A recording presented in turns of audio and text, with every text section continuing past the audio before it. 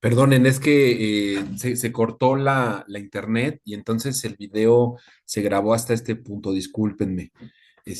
Seguramente porque no querían el destino no quería que hablara mal de José Luis Mora.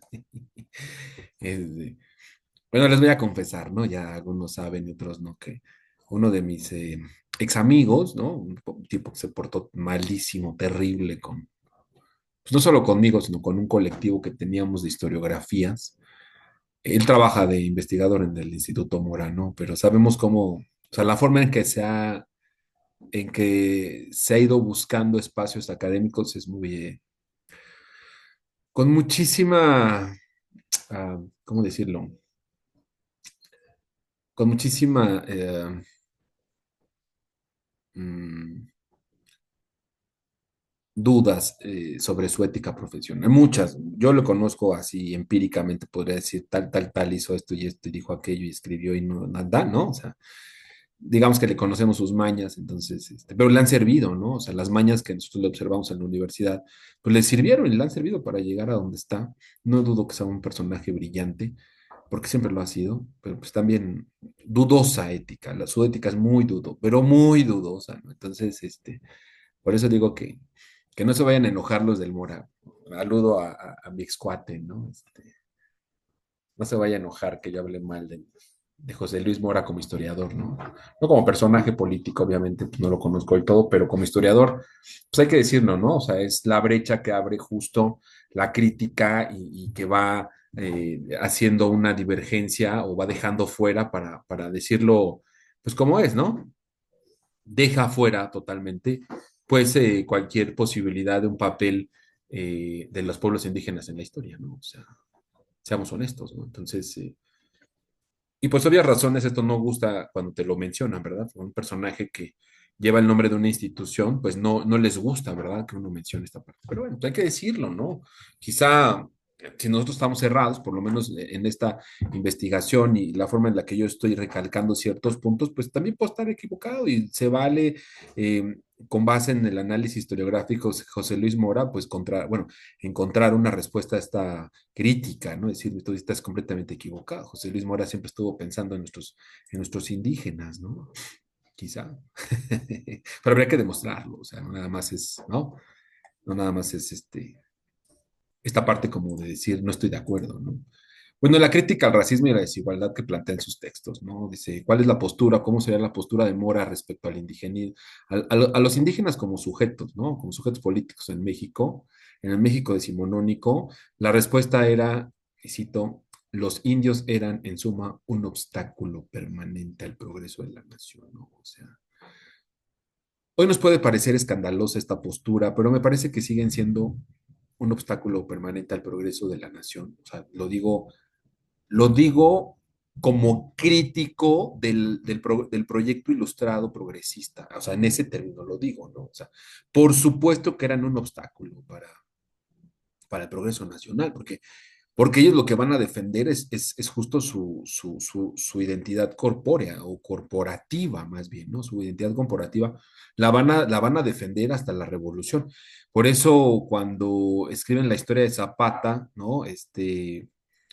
Eh, ¿Cómo se llama el que se me olvidó este gran historiador de Zapata?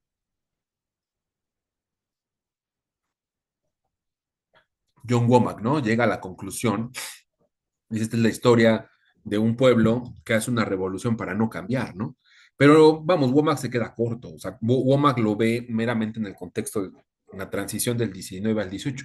Pero nosotros como tenemos más amplia somos virtuosamente más amplios en nuestra historia, porque para nosotros la historia empieza desde Mesoamérica, y gracias a Dios que no somos norteamericanos, porque si no diríamos que la historia empezó cuando se independizaron, bueno, cuando llegaron, cuando fundaron sus 13 dichosas colonias, que en realidad, bueno, no, ahí también habría mucho que matizar, porque ni siquiera eran colonias inglesas para empezar, no todas, y no todos eran ingleses, sino todos eran migrantes, sino todos eran colonos, sino todos, sino todos, sino todos. Hay muchísimos matices que podríamos echar para atrás la idea del nacionalismo norteamericano.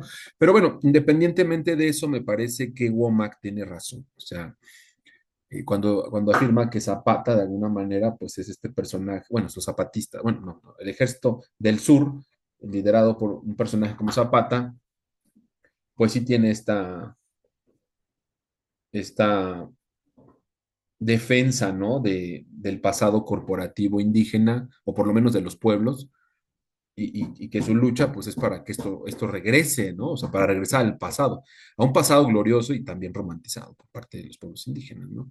Este, y bueno, yo creo que aquí Mora explícitamente habla, pues, o sea, de cómo se construyó este discurso liberal, republicano, modernista, progresista, universalista, civilizatorio, en el que el papel de los indígenas no solo queda relegado y excluido, sino que además se ve como un obstáculo. Es decir, hay una justificación liberal detrás de por qué los indígenas no deben figurar en el panorama nacional. Y de, bueno, Vasconcelos, obviamente, pues también se dio un poco esta idea. O sea, Vasconcelos no es pro indígena, sino él es pro mestizaje, ¿no? Entonces, vamos, la idea de igualdad jurídica que plantea Mora, no es equivalente a la idea que hay sobre los indígenas en este periodo, ¿no? Porque justo reflejan, pues, esos prejuicios raciales propios de la época, no justificados, y no quiero decir que estén correctos, mucho menos que yo esté de acuerdo, pero están justificados por una época donde la transición sigue siendo privilegiada, ¿no? Dice Mora consideraba que la integración de los indígenas a la sociedad criolla era necesaria para el progreso, aunque sus propuestas eran paternalistas, ¿no? O sea, y el liberalismo decimonónico que defiende la idea de un Estado soberano es indudablemente paternalista, ¿no? Y paternalista no es una crítica que haya surgido en la perspectiva de género. Discúlpenme, chicas de género y chicos de género, discúlpenme, no. La crítica a un Estado paternalista no surgió a partir de los estudios de género o de perspectiva de género. No, no, no, no, no. La crítica al Estado paternalista surge en el mismo siglo XIX, bueno, de hecho desde el siglo XVIII, lo podemos ver en textos como Kant y algunos otros autores que aclaman la emancipación del sujeto y su autorresponsabilidad o su propia responsabilidad, no solo moral, sino económica, ta, ta, ta. Y vamos a ver que esta crítica, de alguna manera, es muy severa en personajes del siglo XX, XIX y XX, ¿no?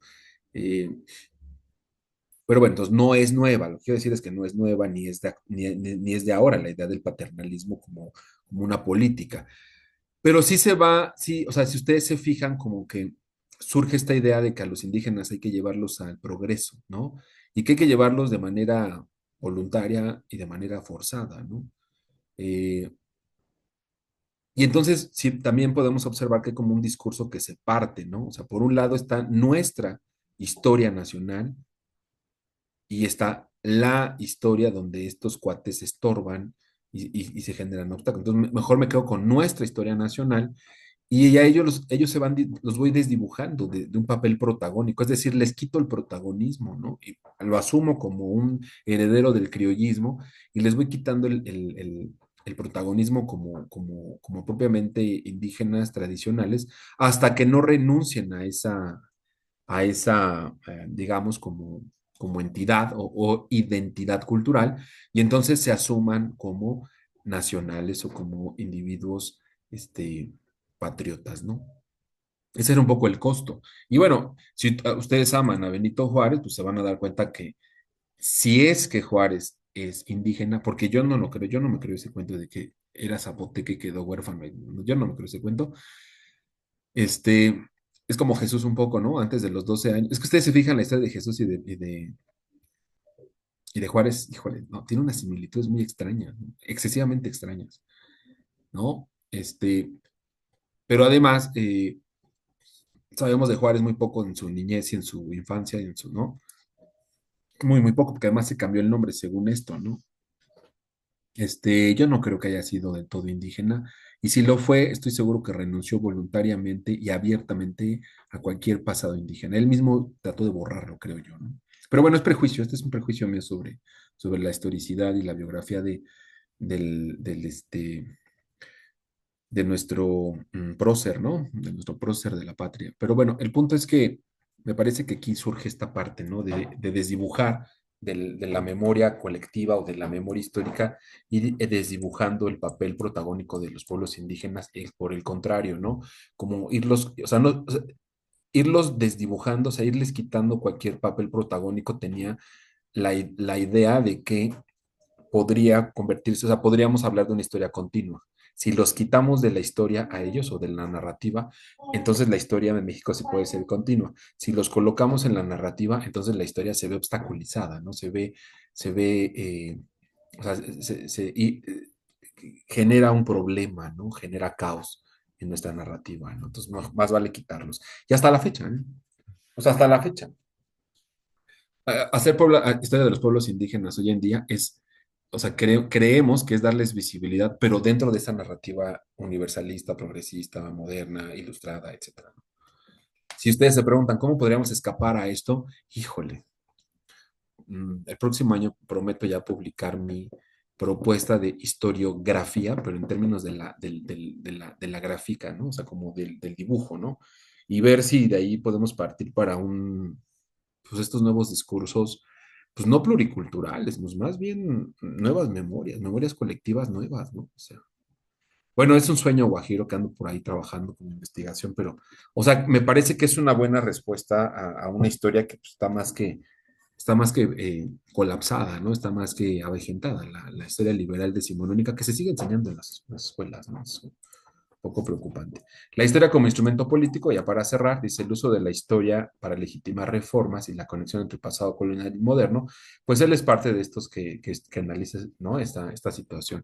Y entonces podríamos preguntarnos si la historia fue utilizada por José Luis Mora como parte de su proyecto político. Cito, la obra, en cierta medida, dice Ana Split, ¿no? La obra, en cierta medida, dice más acerca de los años que le tocó vivir al autor que la información misma, ¿no? O sea, es una obra muy biográfica, o por lo menos esta narrativa que tiene es muy biográfica, ¿no?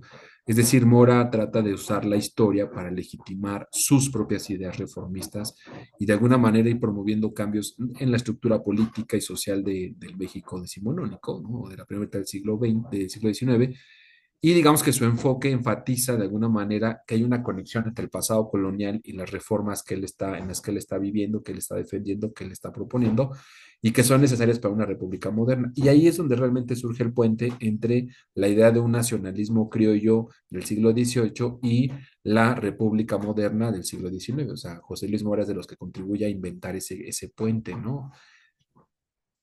Y ellos, pues obviamente, su esfuerzo es crear una narrativa continua, ¿no? Por eso los indígenas quedan fuera, porque no obstaculizarían que haya una narrativa continua, ¿no? Acuérdense que muchos de ellos eran defensores del sistema monárquico, porque o sea, su sistema corporativo o la estructura corporativa de la Nueva España, pues les permite tener ciertos privilegios, ¿no? Incluso les permite vivir bien. Quizá habrá algunos historiadores atrevidos eh,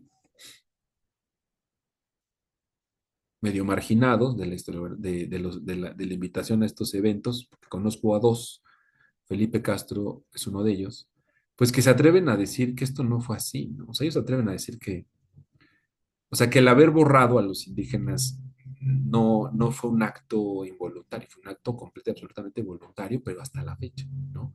¿Por qué? Porque involucrarlos implica estudiar su forma de memoria, ¿no? Y su forma de memoria es completa, absolutamente distinta, es híbrida, ¿no? Es por ahí ¿no? que he establecido un poco la idea de las relaciones geográficas. O sea, me parece que para conocer un poco una historia más amplia de lo que pasó en lo que hoy conocemos como territorio nacional, pues sí tendríamos que hacer un estudio híbrido, ¿no? O sea, así como introducirnos dentro de las historias oficiales y las estadísticas y los documentos oficiales, también tendríamos que analizar y dar pauta a documentos no oficiales, documentos no occidentales o no completamente, y ahí entran los códices, entran estos mapas cartográficos, ¿no? Como de falsos o híbridos, entran la tradición oral, entran estos mitos, entran estas historias, estas danzas, o sea, entra la parte textil. O sea, me parece que cuando le damos cuerda a la memoria de otras colectividades, en vez de creer que nosotros tenemos que hacerlos visible dentro del discurso oficial, porque esa es como una creencia que yo creo, pienso y argumentaría en algún momento que es falsa, no tendríamos que darle visibilidad dentro del discurso, tenemos que crear nuevos discursos que incluso podrían contradecir algunas situaciones de la oficialidad, ¿no? De la narrativa oficial. Desde mi perspectiva, ya dije al principio, lo de la insurgencia es claramente, o sea, tiene muchísimas disonancias, disonancias no más bien, tiene muchísima cuestionamientos sobre la continuidad del discurso, ¿no? Y luego, pues es un periodo, la primera mitad del siglo XIX es un periodo que si tú abres la llave a otros documentos que no sean necesariamente los que idealizan la insurgencia, híjole, se te desborda, ¿no? O sea, diríamos en términos muy agresivos e incluso hasta populachones, o sea, es abrirle la llave y se te desborda el río, mano. O sea, bueno, no el río, se te desborda todo, ¿no? Se te inunda de voces y contradicciones, ¿no? Porque, o sea, además imagínense que de pronto te encontraras, como yo estoy en algún momento, espero confirmar mi hipótesis, que te encontraras documentos que abiertamente fueron copiados, falsificados, para eh, apoyar desde los pueblos indígenas o estos pueblos de indios, apoyar a la monarquía y oponerse a la insurgencia. Pues, o sea, sería fantástico, imagínense, si hay, yo conozco un caso, si hay, o sea, si hay narrativas como las de Torrente, ¿no? Que han intentado ser borradas o olvidadas, marginadas, excluidas, pues porque te dan otras perspectivas, pero dejen ustedes la perspectiva. Imagínense que logremos construir otro tipo de memoria nacional, ¿no? Menos continua y quizá con una posibilidad de ampliar hasta la propia idea de pensar el tiempo, ¿no? Uf, sería un sueño hecho, un sueño que no se ha cumplido.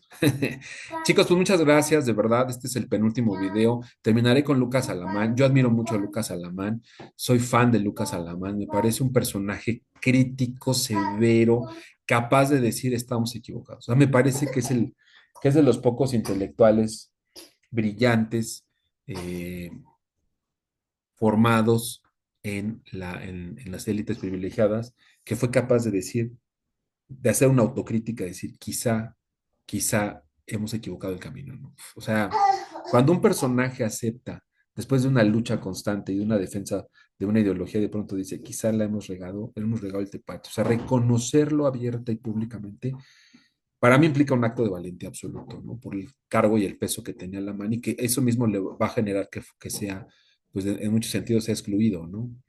Es un personaje rescatado en el siglo XX, muy admirado y de mi perspectiva un gran historiador y pensador decimonónico, un fundamento. O sea, tenemos que leer primero a Lucas. Yo lo dije desde el primer video. Primero tenemos que leer a Lucas Alamán para analizar la historiografía. O sea, me parece que la historiografía realmente empieza con Lucas Alamán porque es una historia, o sea, es una historia crítica, ¿no?